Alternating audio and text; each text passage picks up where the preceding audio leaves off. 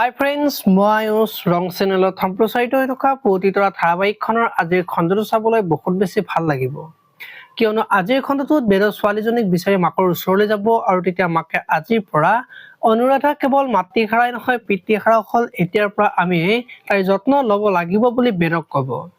এতিয়া বাৰু বেদই মাকক কি ক'ব দেখিবলৈ পাব আজিৰ খণ্ডটোত। ইফালে আকৌ অহিৰণে আজি মাকৰ ওচৰত যাব আৰু তোমাৰ বেদৰ মাজত কি সম্পৰ্ক আছে বুলি সুধিব। আৰু তেতিয়া মাকে তই এইবোৰ কি কৈছা বুলি ক'ব আৰু তেতিয়া অহিৰণে তোমাৰ কাম কাজবোৰে মোক এইবোৰ ক'বলৈ বাধ্য কৰিছে বুলি কৈ মাকক বেদৰ ওচৰলৈ লৈ যাব।